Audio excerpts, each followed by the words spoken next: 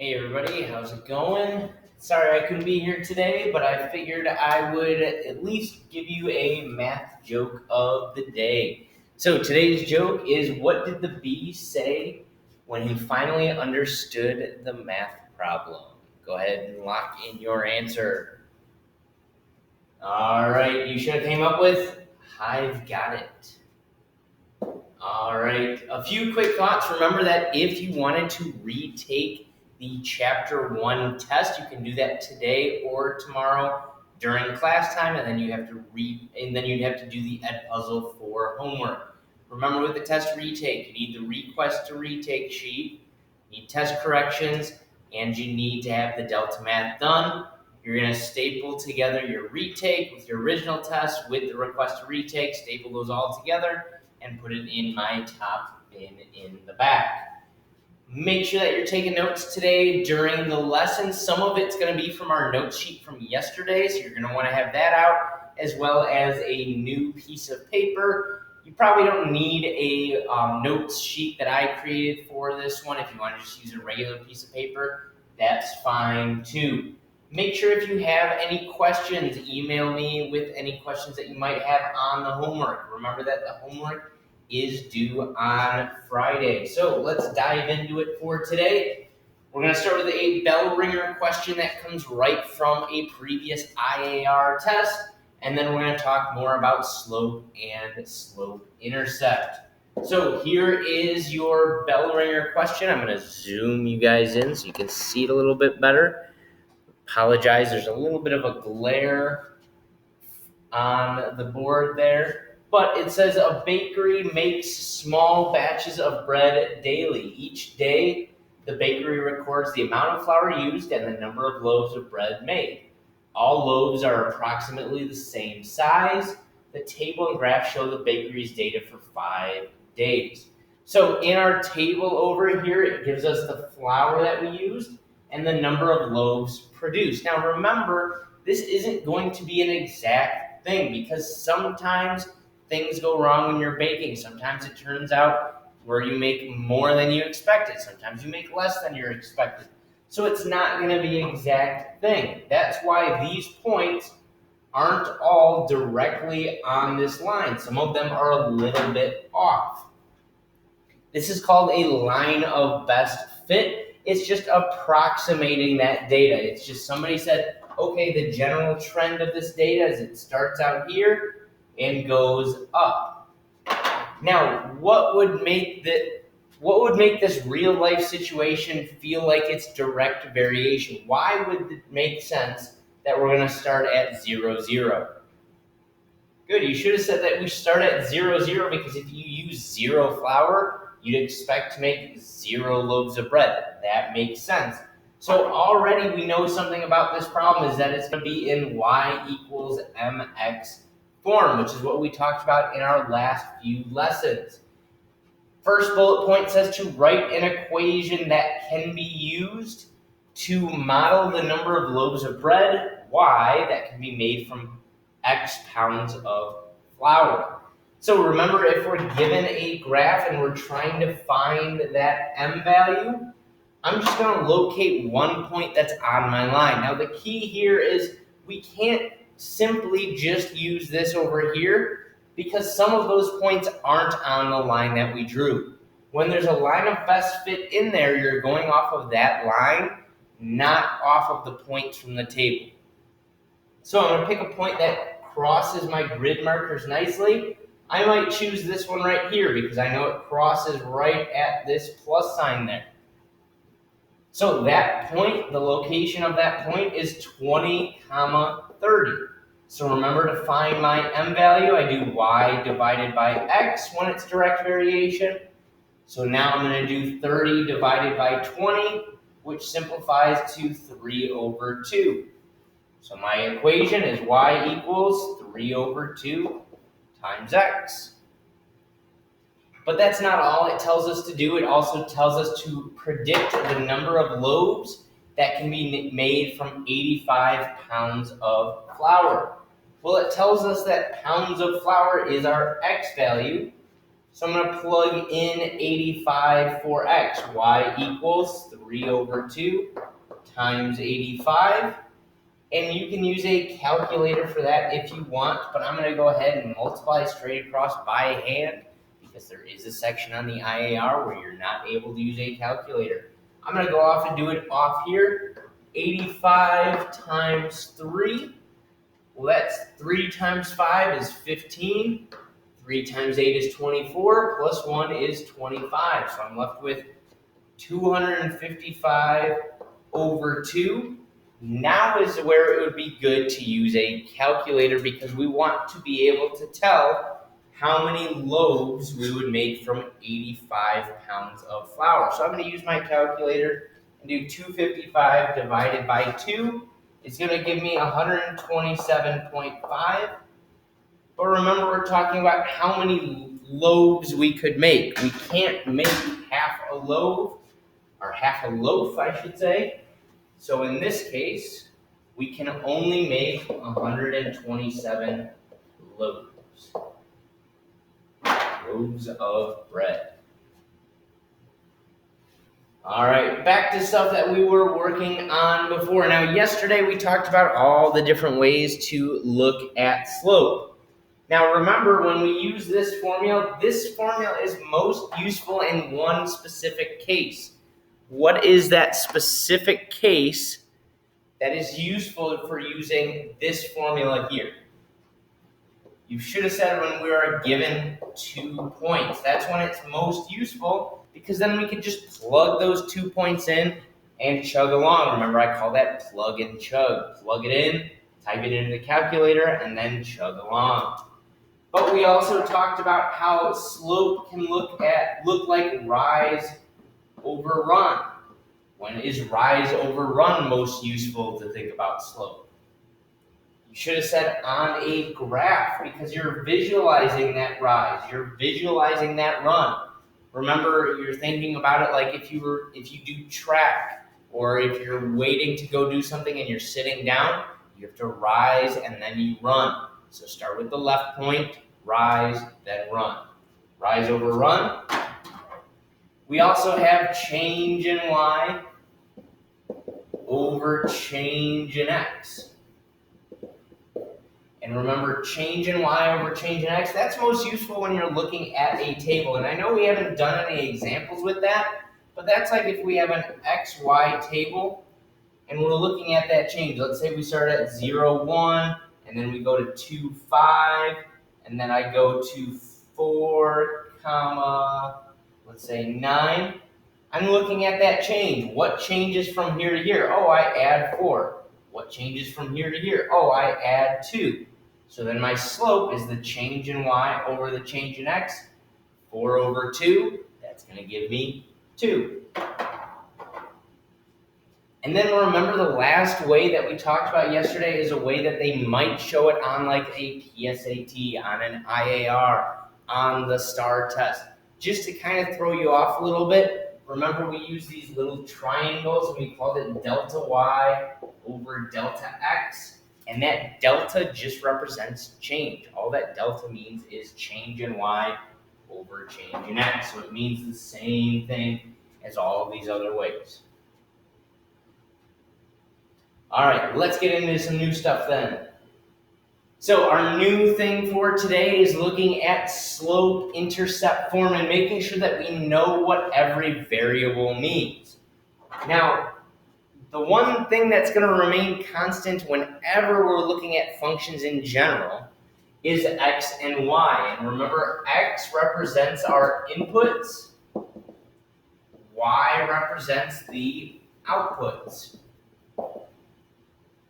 Now, when we were talking about direct variation, we had a special name for m, and we called it the constant of proportionality, or the constant of variation, and sometimes we called it k for that reason. But now, we're calling m something else. We're calling m, see if I can move it, all the way over here. We're calling m our slope. So in this one, m is our slope. Now, if you're wondering why we use m for slope, take a guess. Why do you think we use m for slope? Well, M, we use M because it comes from a French word, monter, which means to climb. If you think like a mountain, to climb a mountain, to climb a slope. That's why we use M. Now, this form is called slope-intercept form. You're always going to have x and y inputs and outputs, but some functions are going to have slope, some are not. That's why we call this slope-intercept form. So what do you think B represents? Hopefully you said it was the y-intercept. Our B value is the y-intercept. Now, why do you think we use B to represent the y-intercept? Hopefully you said something about it's the beginning amount, the beginning point on the graph, the base value. All sorts of reasons why we use B to represent the y-intercept. And remember, when you're looking at a y-intercept, the coordinates for that are always going to start with 0 and then some number, and we can call it B.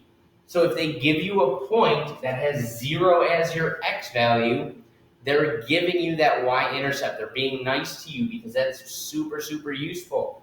Remember, 0 is our friend. 0 does nice things for us. Don't be mean to 0. All right, let's see this in action. This one says to identify the slope and the y-intercept. So before I do this, I'm already thinking to myself, slope-intercept form looks like y equals mx plus b. And all I need to find is m and b. Now, when you look at slope-intercept form, what variable is already by itself? What variable is isolated? Hopefully you said y is isolated, and that's why we were practicing that in the last chapter, in this chapter, isolating a variable, solving for one variable. This one, they decided to be nice and tell you what y is equal to, or isolate y, put it into slope-intercept form.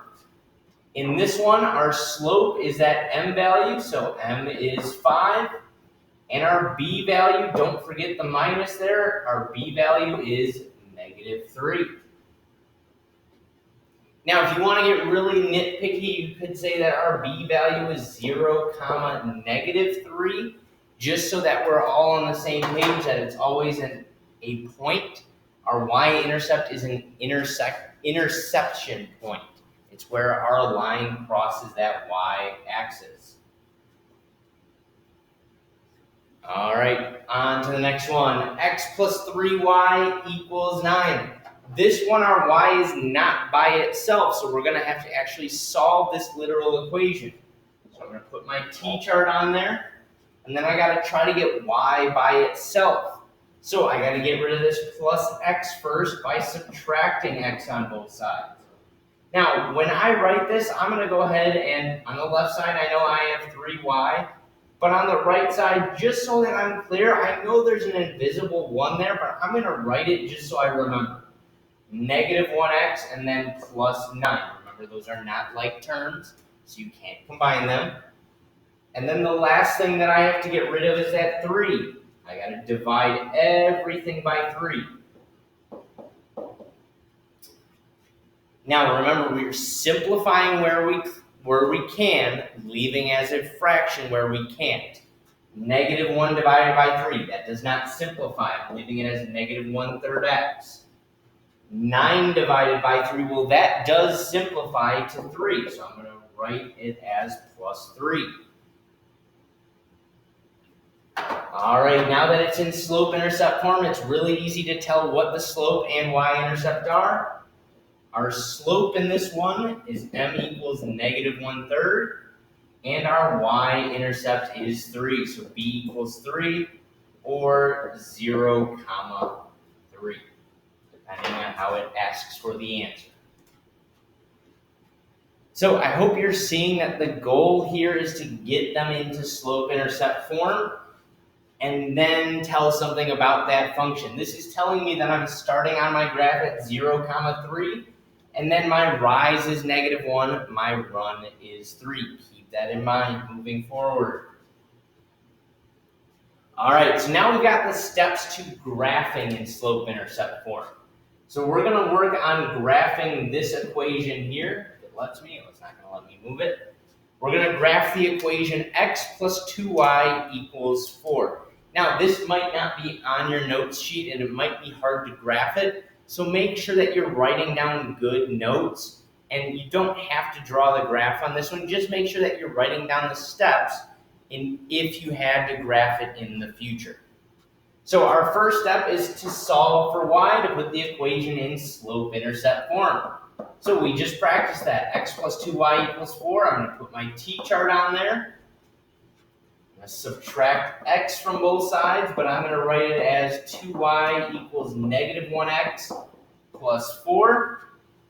Then I have to divide everything by 2, leaving me with y equals negative 1 divided by 2 is negative 1/2.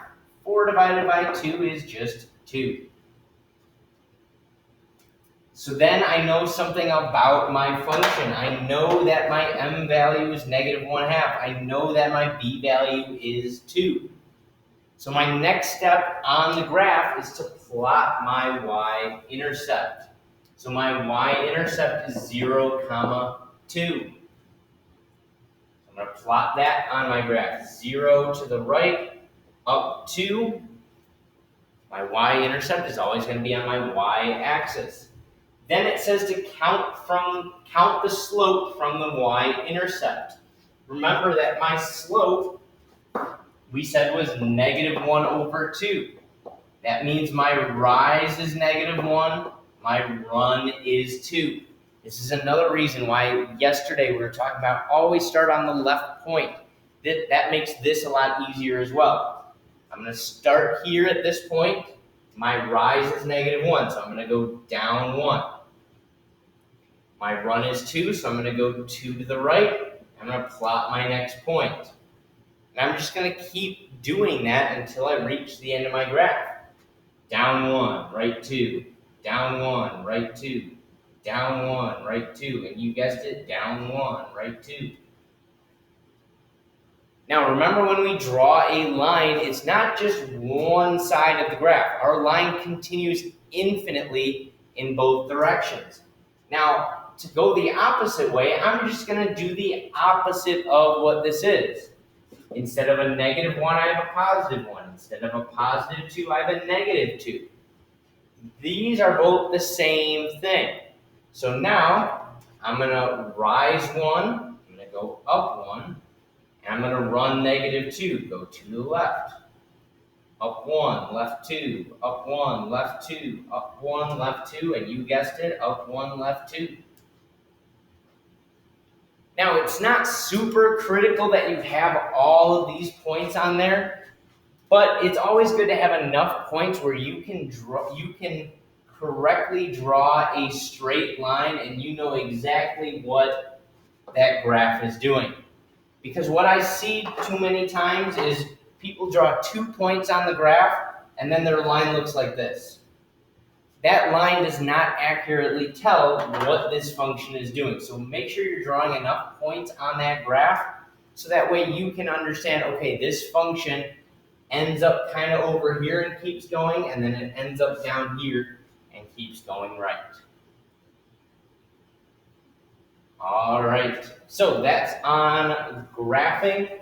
And again, please make sure that you have arrows on both ends to show that it goes infinitely in both directions. All right, last thing, talking about parallel lines. Now, I'm not going to graph these equations. I'm just going to look at the slopes here, and we're going to make some predictions. So in this first one, it's not in slope-intercept form, so I'm going to put my t-chart, subtract 3x, leaving me with y equals negative 3x plus 4. So in this one, my m is negative 3, and my b value is 0, 4. The second one is nice because it already has it in slope-intercept. My m is 3, my b is 0, negative 4. And then this last one I have to put into slope-intercept form. I Put my t-chart on there. Subtract 9x. Leaving me with negative 3y equals negative 9x plus 15. Divide everything by negative 3. Divide where I can. Write it as a fraction where I can't. Negative 9 divided by negative 3 is positive 3x. 15 divided by negative 3 is negative 5. So in this one, m equals 3, b equals 0, negative 5. So we've got m is negative 3, b 0, 4. m3, b 0, negative 4. m3, b is 0, negative 5. I want you to make a prediction. We've got A, B, and C. Which of these do you think are parallel to each other? Go ahead and lock in your votes. And then you guys can put away your notes. The video is all done here. Please remember that the homework is due on Friday. Get most of it done today. I know a lot of you were working on it yesterday, got a good chunk of it done yesterday. Get a lot of it done today so that way you don't have to worry about it tomorrow.